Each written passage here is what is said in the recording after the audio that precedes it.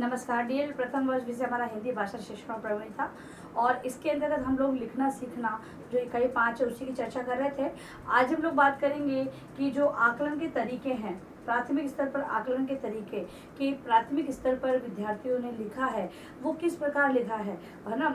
तो उनको आकलन हम किस प्रकार कर सकते हैं, उनको किस प्रकार के अवसर प्रदान कर सकते हैं जिससे कि हमें ज्ञात हो कि विद्यार्थियों ने लिखना कहाँ तक किस प्रकार सीखा है।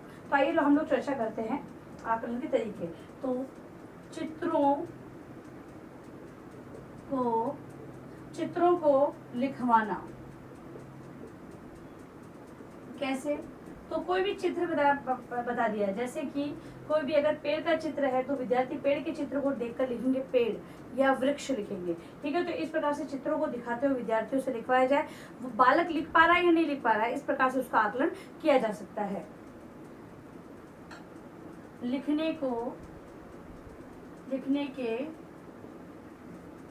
दैनिक जरूरतों से जोड़ना, लिखने को दैनिक जरूरतों से जोड़ना।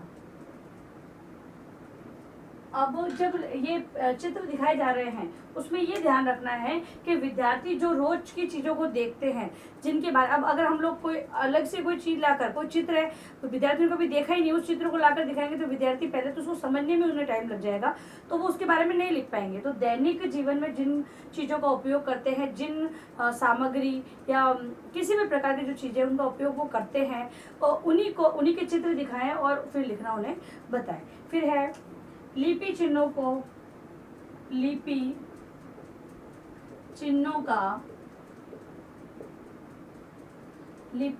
का को सुंदर एवं सुडौल बनाना।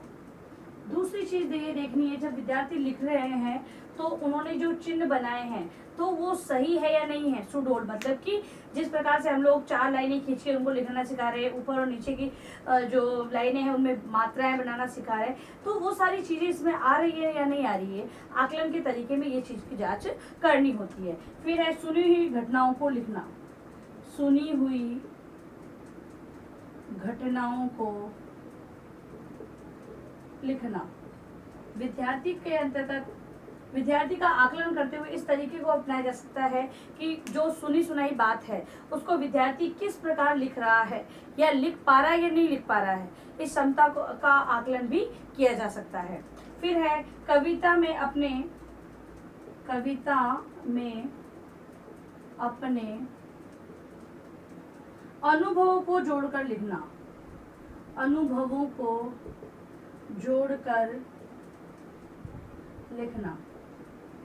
हम लोग देखते हैं कि बालक है, जब उनको कविताएं वगैरह सिखाई जाती है, ठीक है, तो वो क्या करते हैं कि अपने मन से कुछ कविताएं, तुक जैसे मिलते रहता है वैसे वैसे कविताएं गढ़ते जाते हैं। तो कविताओं के माध्यम से अपने अनुभवों को वो प्रस्तुत कर सके, इस प्रकार से कविताएं उन्हें सिखाई जा सकती है। मतलब कि लिखने के तरीके, इसमें ये कविताएं लिखने को कहा जाए और उसमें देखा जाए कि विद्यार्थी अपने अनुभवों को उसके साथ जोड़ पा रहे या नहीं पा रहे, तो इस प्रकार से भी आकलन किया जा सकता है। अगला है शब्दों के अर्थ जानकर लिखना। अध्यापक है अपने आकलन के अंतर्गत विद्यार्थियों से शब्दों के बारे में अर्थ भी जान सकता है, जिससे कि उनका आकलन किया जा सकता है। फिर है दूसरों की कही बात समझ कर लिखना। विद्यार्थी है वो दूसरों की बात समझ के और लिख पा रहे नहीं लिख पा रहे हैं, इस प्रकार से भी आकलन किया जा सकता है। फिर है पत्र लिखना लास्ट है आदि। तो अध्यापक है इन प्रकार से, इन तरीकों को अपनाते हुए विद्यार्थियों के अंतर्गत लेखन से संबंधित जानकारी प्राप्त कर सकता है। उनका लेखन का विकास कहाँ तक हुआ है, किस प्रकार से हुआ है, अब आगे किस प्रकार से उनका विकास करना है, ये सारी जानकारी प्राप्त कर सकता है। अब लिखें नेक्स्ट जो हमारा टॉपिक है वो है कला। लेखन की जो कला है वो किस प्रकार विद्यार्थियों के अंतर्गत देखी जा सकती है। अगला है लेखन की कला। लेखन की कला, लेखन की कला के अंतर्गत कुछ बिंदुओं के माध्यम से अध्यापक ज्ञात कर सकता है कि विद्यार्थियों के अंतर्गत इस कला का विकास हुआ है या नहीं हुआ है। तो उद्देश्य की समझ, उद्देश्य की समझ। लिखना केवल लिखना नहीं होना चाहिए, लिखने का उद्देश्य क्या है। अब विद्यार्थियों को जो प्रश्नों के उत्तर लिखवाए जाते हैं, कक्षा के अंतर्गत लिखवाए जाते हैं, तो उनका अध्यापक का यह उद्देश्य होता है कि वो विषय वस्तु को समझे या नहीं समझे हैं, और उसकी मार्किंग दी जाती है विद्यार्थियों को। तो विद्यार्थियों को समझना होगा कि हमें इस पाठ के बारे में संपूर्ण ज्ञान प्राप्त हुआ या नहीं हुआ है। ये सारी जानकारी प्राप्त करने के लिए हमारी कक्षा परख ली जा रही है। तो उद्देश्य की समझ, लेखन का जो प्रस्तुतिकरण है वो विद्यार्थियों के अंतर्गत ये उद्देश्य को लेकर हो कि ये लेखन कार्य हमें क्यों करवाया जा रहा है। ठीक है, नेक्स्ट है श्रोता की समझ। श्रोता की समझ, विद्यार्थी जब वो लेखन कार्य करे तो उनके अंदर ये समझ होनी चाहिए कि पढ़ने वाला किस प्रकार से समझेगा। कुछ बालक होते हैं बहुत ही कोटेशन को लेते हुए लिखते हैं, अंडरलाइन करते हैं, अलग पेन का यूज करते हैं, तो उन्हें पता है कि अगर जो पढ़ेगा उसको समझेगा तो उसके लिए कितना प्रभावपूर्ण रहेगा। तो इस बात की समझ होनी चाहिए। फिर है प्रक्रिया की समझ।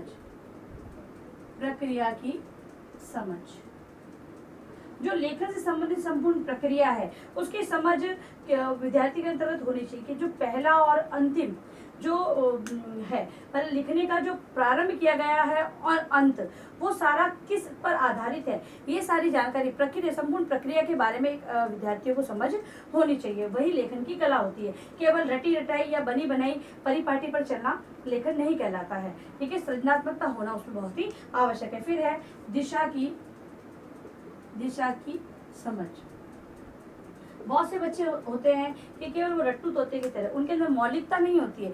वो केवल जो ये कहें कि केवल जो विषय वस्तु होती है उसको समझते नहीं, केवल उसको उतारने का कार्य करते हैं। तो वो जो गलत होता है उसको गलत ही उतार लेते हैं। फिर आगे अगर मान लो वो भूल गए बीच में, तो आगे उसे दिशा नहीं मिलती, आगे जाने का मार्ग नहीं मिलता है। तो लिखने के अंतर्गत दिशा की समझ होनी चाहिए कि अब लिख लिया, इसके आगे क्या होना चाहिए, किस प्रकार से हमें करना है, ये सारी समझ होनी चाहिए।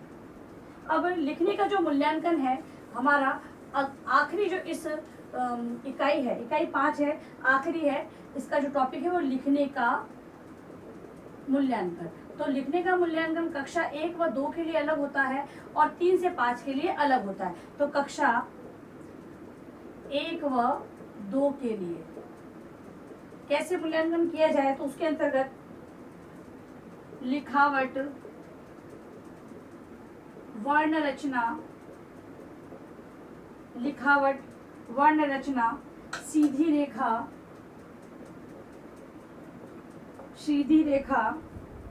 स्पष्टता व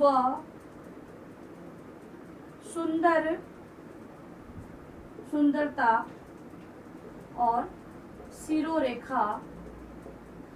सिरोरेखा आदि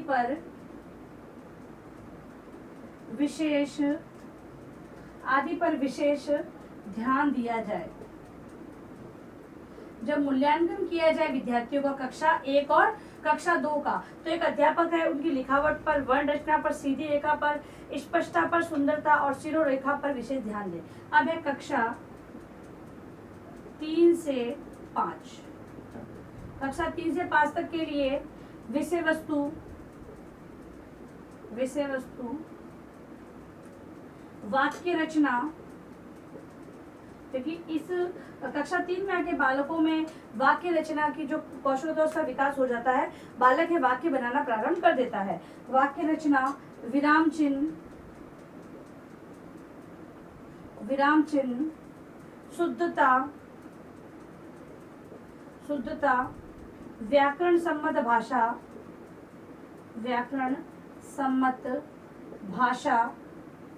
क्रमबद्धता, स्पष्टता, प्रासंगिकता,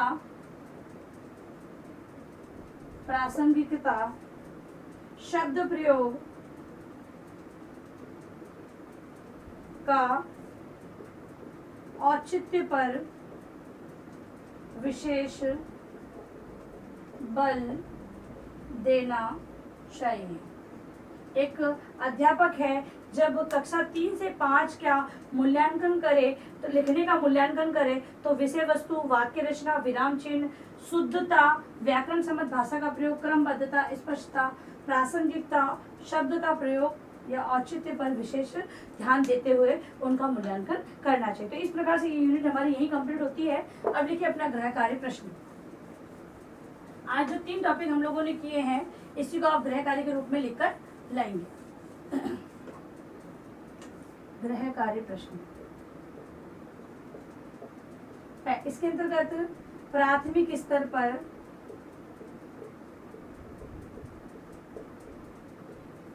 आकलन के तरीके बताएं।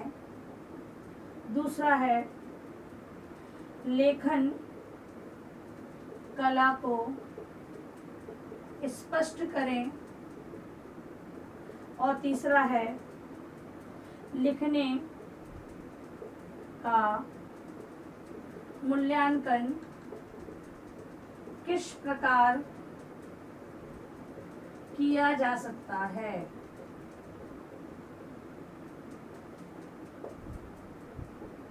ठीक है, तो ये 3 प्रश्न आपको अपने होमवर्क के रूप में, गृह कार्य के रूप में आपको अपने उत्तर पुस्तिका में करने हैं। और अंत में इस महामारी के दौर में कम से कम यह आवश्यक कार्य होने पर आप लोग घर से बाहर निकलें। बाहर निकलते हुए 3 बातों का विशेष ध्यान रखें। मास्क लगाएं, सोशल डिस्टेंस बनाएं, हाथों को बार बार सैनिटाइज करते रहें। सुरक्षित रहें, सभी का ध्यान रखें। धन्यवाद।